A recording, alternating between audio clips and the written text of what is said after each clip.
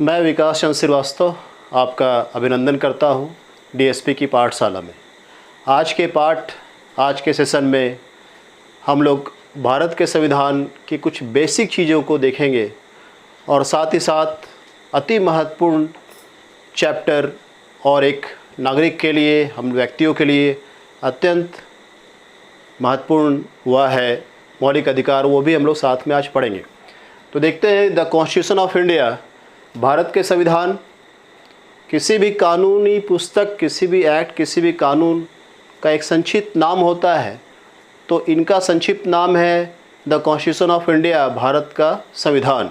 इसका उल्लेख पीछे है, शुरू में नहीं है, पीछे है आर्टिकल 393 में इसका उल्लेख है, इसका संक्षिप्त नाम है। मूल रूप से भारत के संविधान में 22 पार्ट और 395 अनुच्छेद थे। इस 22 पार्ट, 22 भाग में से एक जो भाग है 7वां, उसे रिपील कर दिया गया, हटा दिया गया। ऑफिशियली अब ये वैलिड नहीं है।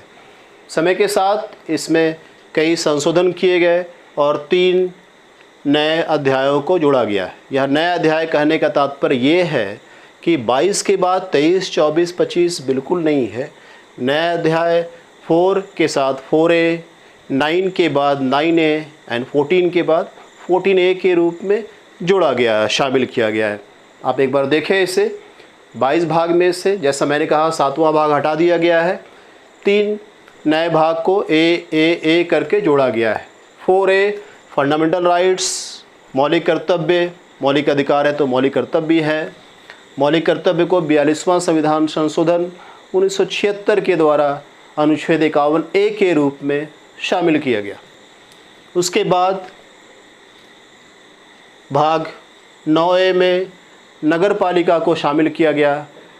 स्थानीय शासन सत्ता का विकेंद्रीकरण के लिए पंचायती और नगर पालिका बहुत महत्वपूर्ण है, तो नगर पालिका को 74वें संविधान संशोधन 1992 के द्वारा शामिल किया गया।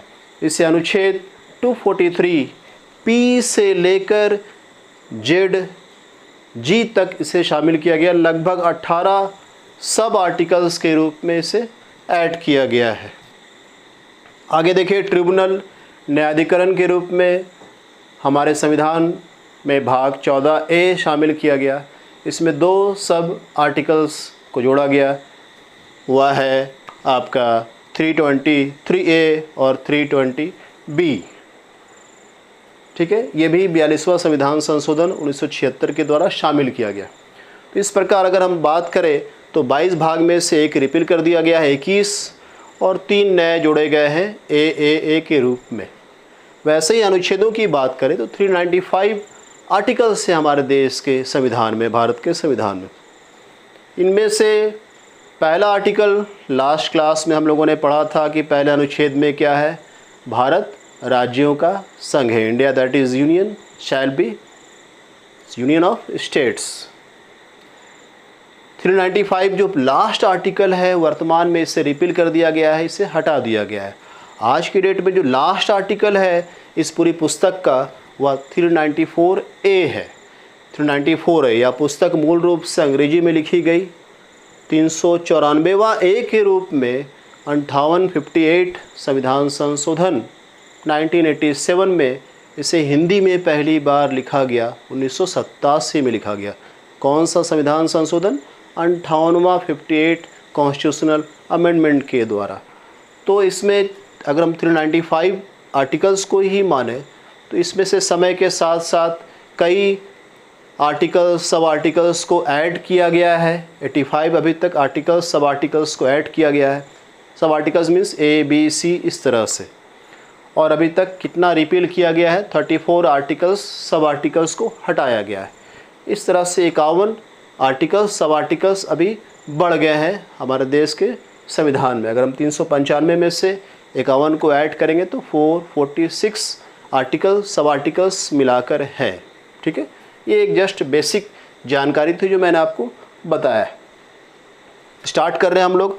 मौलिक अधिकार, फंडामेंटल राइट्स किसी भी एग्ज़ाम के लिए बहुत वेरी वेरी वेरी इंपॉर्टेंट, इसलिए आपको पढ़ना ही है। और एक नागरिक होने के नाते, एक इंडियन होने के नाते आपको अपना अधिकार जानना भी है।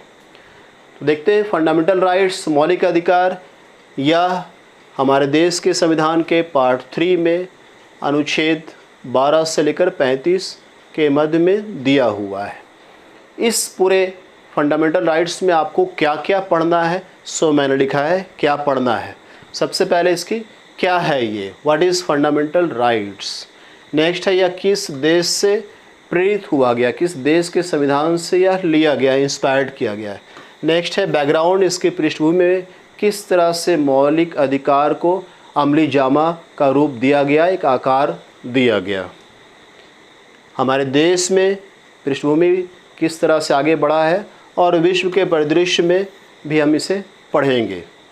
मौलिक अधिकार कितने प्रकार के हैं वो मैंने लिखा है, कितने प्रकार के मौलिक अधिकार हैं। मौलिक अधिकारों की विशेषताएं क्या है, मेंस में क्वेश्चन आता है। Salient features, characteristics of fundamental rights क्या है, आप इससे लिखें। क्या मौलिक अधिकारों को सस्पेंड, निलंबित किया जा सकता है या नहीं, इस पर चर्चा होगी। और उसके बाद है क्या मौलिक अधिकारों में संशोधन हो सकता है या नहीं हो सकता है। एंड लास्ट कुछ इम्पॉर्टेंट केसेस है जिसके बारे में आपको पढ़ना अति आवश्यक है। मेंस में जब आप लिखते हैं तो आंसर के साथ यदि कुछ इम्पॉर्टेंट केसेस को हम लोग डाल देंगे तो आपको अधिक से अधिक मार्क्स नंबर आएंगे। ठीक है, इसके आगे हम लोग स्टार्ट करते हैं। तो सबसे पहला चीज़ था कि मौलिक अधिकार क्या है। पूरे भारत के संविधान में कहीं भी मौलिक अधिकार की परिभाषा नहीं दी गई, उसको डिफाइन नहीं किया गया। समय समय पर सुप्रीम कोर्ट या अन्य न्यायालयों के साथ जो निर्णय आए हैं उनके अनुसार मौलिक अधिकार की एक परिभाषा बना ली गई। मौलिक अधिकार किसी भी देश के व्यक्ति के सर्वांगीण विकास के लिए आवश्यक होता है, चाहे उसका बौद्धिक विकास हो, चाहे नैतिक विकास हो, चाहे आध्यात्मिक विकास। मौलिक अधिकार हम कह सकते हैं कि लोकतंत्र की खुशबू को बरकरार रखने के लिए मौलिक अधिकार राज्य की शक्तियों को सीमित करता है।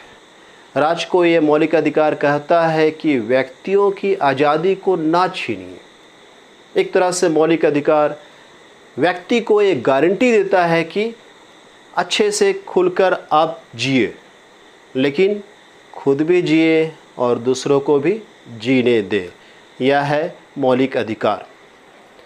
मौलिक अधिकार किस देश के संविधान से प्रेरित है, तो हमारे देश का मौलिक अधिकार अमेरिका के संविधान से प्रेरित माना जाता है। Bill of rights of American constitution से इंस्पायर्ड है। अब इसके थोड़ा बैकग्राउंड पर हम लोग नज़र डालते हैं, किस तरह से पृष्ठभूमि है।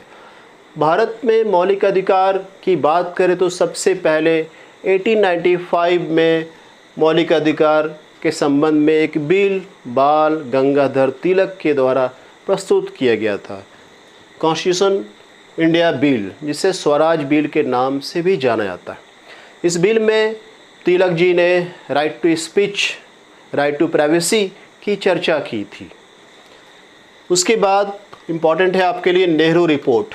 जैसा हम लोग जानते हैं कि 1928 में मोतीलाल नेहरू की अध्यक्षता में एक नेहरू कमेटी बनी थी, जिसमें 9 सदस्यीय नेहरू कमेटी थी, जिसके उपाध्यक्ष मोतीलाल नेहरू जी के पुत्र जवाहरलाल नेहरू थे। नेहरू कमेटी ने अपना जो रिपोर्ट प्रस्तुत किया 28 अगस्त 1928 को, उसी को नेहरू रिपोर्ट के नाम से जाना जाता है। नेहरू रिपोर्ट में कई बातें थी, डोमिनेंट स्टेट्स, नागरिकता के साथ साथ मौलिक अधिकार की भी पूरी प्रस्ताव प्रारूप तैयार किया गया। इसलिए आप ज़रूर जानें नेहरू रिपोर्ट को। मोहम्मद अली जिन्ना ने नेहरू रिपोर्ट पर हस्ताक्षर नहीं किया, उसका विरोध किया था। 9 सदस्यों ने नेहरू रिपोर्ट पर हस्ताक्षर करके ब्रिटिश गवर्नमेंट को दिया था। उसके आगे हम लोग आ जाएं तो 1931 में, जो मैंने बोर्ड पर नहीं लिखा है, 1931 में कराची में, मार्च 1931 में कराची में कांग्रेस की सेशन अधिवेशन वल्लभ भाई पटेल के नेतृत्व में चल रही थी। उस सेशन में कांग्रेस ने मौलिक अधिकारों की बात की और उस सेशन में राज्य की नीति तत्व, डायरेक्टिव प्रिंसिपल ऑफ स्टेट्स की भी बात की गई है। इकोनॉमिक पॉलिसी क्या होगी इसकी भी चर्चा की गई है। तो आप सब लोग ज़रूर आप कराची सेशन 1931 पर गौर फरमाइएगा, उससे अवश्य किताबों में पढ़िएगा, वेरी वेरी इम्पॉर्टेंट। उसके बाद तेज बहादुर सप्रू के नेतृत्व में एक कमेटी बनी 1945 में। उस कमेटी ने भी कहा कि भारत के संविधान में मौलिक अधिकार को शामिल किया जाए। संविधान बनाने के लिए कई समितियां गठित की गई। इन समितियों में से एक समिति था एडवाइजरी कमेटी, परामर्शदात्री समिति, जिसके अध्यक्ष सरदार वल्लभ भाई पटेल थे। इस कमेटी के द्वारा मौलिक अधिकार कैसा हो, उसका क्या प्रारूप हो, प्रस्तुत किया गया। तो ये कमेटी आप ज़रूर ध्यान रखिए, वेरी वेरी इंपॉर्टेंट। इस तरह से भारत में मौलिक अधिकारों का क्या क्रमिक विकास क्रम है, सो मैंने आपको बताया। वैश्विक परिदृश्य में देखेंगे तो एक शब्द आता है मैग्ना कार्टा, बहुत इंपॉर्टेंट है। क्वेश्चन आता है कि हमारे संविधान के किस भाग को संविधान का मैग्ना कार्टा कहा जाता है। तो भाग 3 पार्ट 3 को, फंडामेंटल राइट्स को मैग्ना कार्टा कहा जाता है संविधान का। तो ये मैग्ना कार्टा क्या है? मैग्ना कार्टा वर्ड का मीनिंग होता है ग्रेट चार्टर ऑफ राइट्स, मौलिक अधिकारों का एक दस्तावेज। मैग्ना कार्टा शब्द कहीं भी इस्तेमाल यदि हो तो आप ये समझिए कि वहाँ कुछ राइट्स, कुछ बड़ी बातों की चर्चा हुई है। तो भारत में संविधान का मैग्ना कार्टा कौन है? भाग 3 है। यह मैग्ना कार्टा शब्द सबसे पहले इंग्लैंड में सामने आया। इंग्लैंड के राजा थे जॉन, और उस समय के जो कुलीन तंत्र थे, कुलीन वर्ग थे, जो सामंत वर्ग थे, उन्हें बैरोन्स कहा जाता था। तो जॉन्स और बैरोन्स के बीच में काफ़ी अनबन हो रही थी। तो अंततः 15 जून 1215 को जॉन और एक 25 बैरन्स की काउंसिल थी, उनके बीच में एक लिखित दस्तावेज पर साइन किया गया। उस लिखित दस्तावेज को, उस रिटन डॉक्यूमेंट्स को मैग्ना कार्टा अधिकार पत्र कहा गया। इसके बाद इंग्लैंड में बिल ऑफ राइट्स आया। उस बिल ऑफ राइट्स का भी बहुत इम्पोर्टेंस है। और फिर अमेरिका में भी बिल ऑफ राइट्स है। इस तरह से एक बैकग्राउंड देखते हैं कि मौलिक अधिकार का उद्भव कैसे हुआ, इसका विकास किस तरह से हुआ है। अब हम लोग आते हैं फंडामेंटल राइट्स। कितने प्रकार के फंडामेंटल राइट्स हैं? मूल संविधान में 7 प्रकार के फंडामेंटल राइट्स थे, 7। एक जो फंडामेंटल राइट्स था, राइट टू प्रॉपर्टी, संपत्ति का अधिकार। ये संपत्ति का अधिकार को उस चैप्टर से, पार्ट 3 से कट कर दिया गया और वहाँ से कट करके, कॉपी करके पेस्ट कर दिया गया। कहाँ? चैप्टर 12 में। तो पार्ट 3 से पार्ट 12 में उसे हटा दिया गया। संपत्ति का अधिकार 44वें संविधान संशोधन 1978 के द्वारा, उसकी 2 मूल धारा थी, 2 और 6।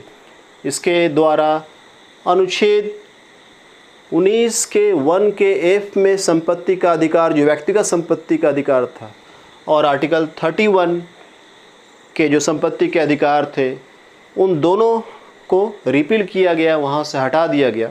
और इसे कहाँ शामिल किया गया है? इसे पार्ट 12 के चैप्टर 4 में आर्टिकल 300A के रूप में शामिल किया गया। ध्यान ये देना है कि अब यह मौलिक अधिकार नहीं है, अब यह मात्र कानूनी अधिकार है। मौलिक अधिकार और कानूनी अधिकार, fundamental rights and legal rights में काफ़ी डिफरेंसेस है। अगर हमारे फंडामेंटल राइट्स का वायलेशन होता है, उल्लंघन होता है, तो हमें बचाने के लिए सुप्रीम कोर्ट है, हाई कोर्ट है। बट लीगल राइट का उल्लंघन होने पर हम सुप्रीम कोर्ट नहीं जा सकते, उसके लिए हाई कोर्ट जा सकते हैं। तो ये आप ज़रूर पढ़ें, right to property, very very important. संपत्ति का अधिकार के बारे में ऑब्जेक्टिव क्वेश्चंस पूछे जाते हैं। इसके अलावा 6 मौलिक अधिकार बचे हैं। तो आज भारत के संविधान में हमारे पास कितने मौलिक अधिकार हैं? 6 मौलिक अधिकार है। पहला है राइट टू इक्वलिटी, समता का अधिकार, समानता, सभी बराबर है। नेक्स्ट है राइट टू फ्रीडम, आज़ादी का अधिकार, स्वतंत्रता का अधिकार। नेक्स्ट है राइट अगेंस्ट एक्सप्लॉयटेशन, शोषण के विरुद्ध हमें कुछ अधिकार दिए हैं, हम शोषण क्यों बर्दाश्त करें। Right to freedom of religion, धार्मिक स्वतंत्रता का अधिकार है। कल्चरल एंड एजुकेशनल राइट, हमें सांस्कृतिक और शैक्षणिक अधिकार हैं, खासकर अल्पसंख्यक माइनॉरिटी क्लास के जो लोग हैं उनके लिए। And right to constitutional remedies, यदि हमारे फंडामेंटल राइट्स का वायलेशन होता है, इन्फ्रिंज किया जाता है, तो हमें बचाने के लिए सुप्रीम कोर्ट है। जो इलाज है वो कौन करेगी? सुप्रीम कोर्ट करेगी। यही चर्चा की गई। सभी के बारे में हम लोग आगे धीरे धीरे पढ़ेंगे, सबके बारे में।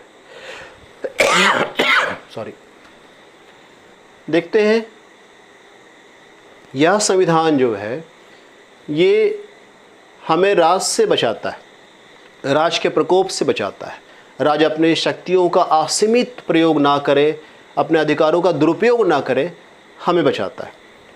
तो यह राज्य को, स्टेट को, कुछ मामले में कुछ प्राइवेट इंडिविजुअल, कुछ प्राइवेट व्यक्ति को भी यह कहता है कि हमारे कौन? पर्सन्स, व्यक्ति के भाई मौलिक अधिकार को मत छीनो।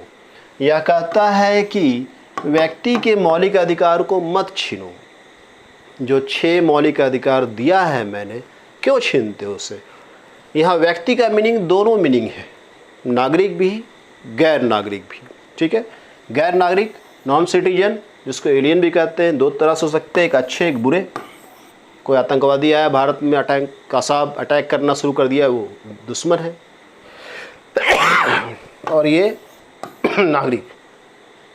यदि संविधान के द्वारा दिए गए मौलिक अधिकारों को राज्य छीनता है तो हम कहाँ जाएंगे? कोर्ट जाएंगे।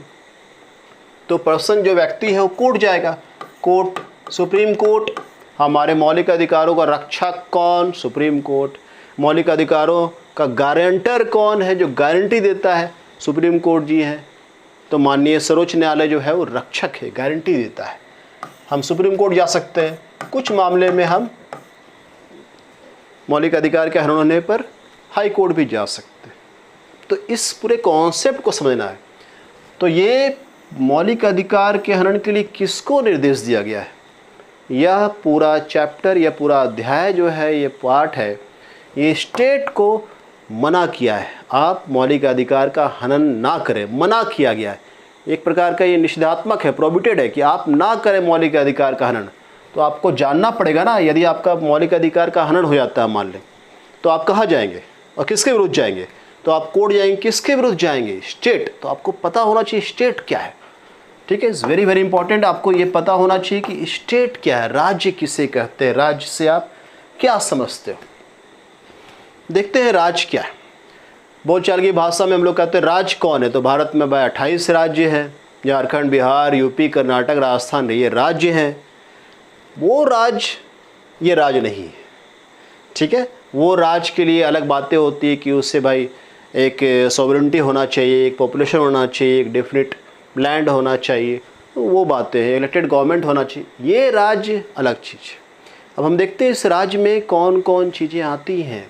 इस राज्य में आती हैं, पहला है गवर्नमेंट ऑफ इंडिया, भारत सरकार, और पार्लियामेंट, संसद राज्य है। भारत सरकार के अधीन जितने भी केंद्रीय कर्मचारी हैं, जितने भी उससे जुड़े हुए प्रत्यक्ष या परोक्ष रूप से जुड़े हुए जो भी कर्मचारी हैं, जिनको वो पेमेंट कर रहा है, उससे वो सैलरी ले रहे, लाभान्वित हो रहे हैं, वो सभी इसमें आएंगे, भारत सरकार में। और जितने भी एमपी हैं वो सभी किस में आएंगे? पार्लियामेंट, संसद के पार्ट है। हम लोगों ने लास्ट क्लास में देखा था कि एग्जीक्यूटिव भी, और एग्जीक्यूटिव के साथ साथ लेजिस्लेटिव भी, यूनियन में। हम लोगों ने लास्ट क्लास में देखा था। जिन्होंने नहीं देखा, लास्ट वीडियो को आप जरूर देख लें कि केंद्र के 2 पार्ट हो गए, एक विधायिका भी है, एक कार्यपालिका भी। तो वो सभी इसके अंतर्गत आएंगे, यूनियन वाले।